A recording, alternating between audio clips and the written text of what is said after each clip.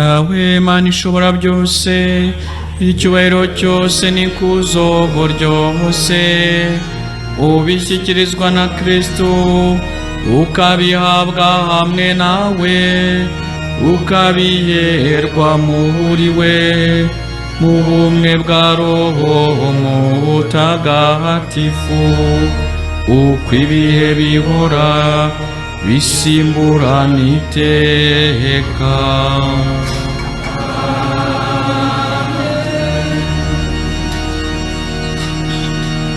Nk'uko twabibwirijwe n'Umukiza kanabidutegeka, kandi ubwo akabitwigisha, dutinyutse kuvuga tuti: Dawe uri mu ijuru, izina ryawe ryubahwe, ingoma yawe yogere hose, icyo ushaka gikorwe munsi nk'uko gikorwa mw'ijuru.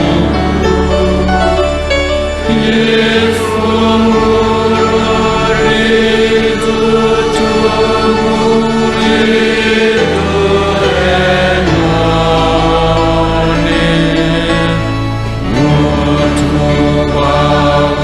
utubabarire ibicumuro byacu,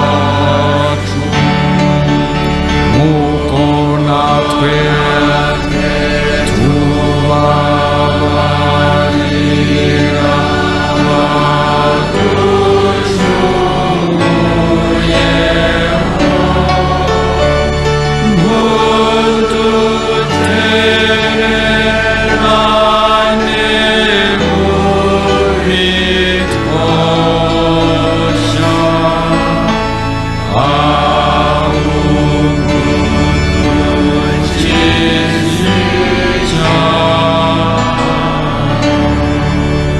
Nyagasani turakwinginze udukize ibyago byose, ibihe turimo bisakazemo amahoro, impuhwe zawe ziturengere, zidukize icyaha cyose, ziturinde n'amakuba yose, mu gihe tugitegereje ya mizero mahire n'ukuza k'Umukiza wacu Yezu Kristo.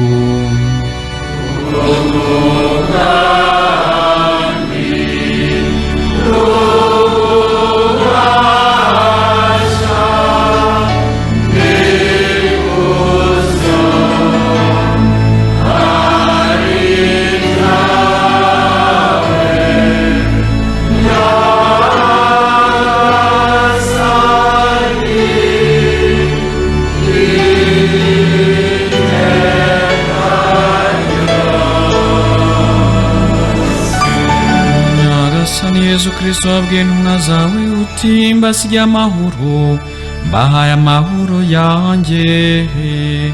Ntiwite ku byaha byacu, ahubwo wite ku kwemera kwa Kiliziya yawe, maze ku bushake bwawe uyihe amahoro, kandi uyibumbire mu bumwe, wowe ubaho ugategeka iteka ryose. Nimugire iteka amahoro ya Nyagasani. Mwifurizanye amahoro.